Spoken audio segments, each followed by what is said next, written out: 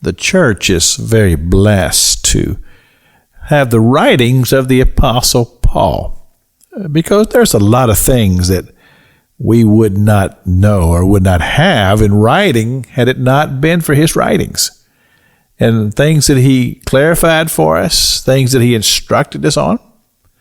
And when he wrote concerning these spiritual gifts that we find in the book of 1 Corinthians chapter 12, I do find it interesting, and again, I've spoken of this already, that these instructions were specific for that church at that time to give us insight into spiritual gifts, what they are, and how they're to function in the church body, the church family.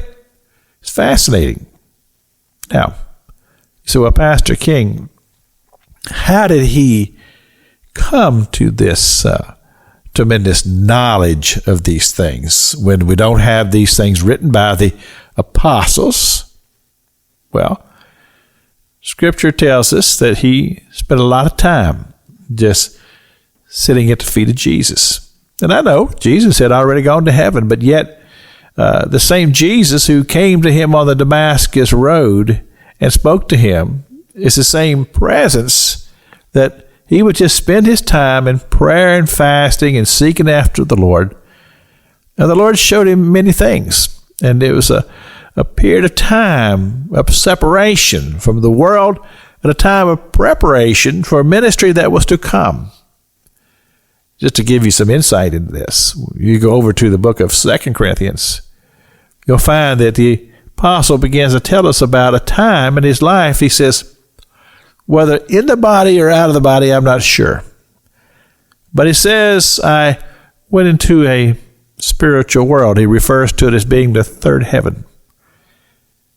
And he said he saw things that were not speakable for a man to even speak. He saw a glimpse of the glory of God in heaven.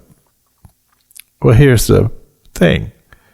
When he came back to reality and looked around at the world in which he was still present in, it became very difficult for this man to continue living in such conditions after he had experienced such a glorious thing.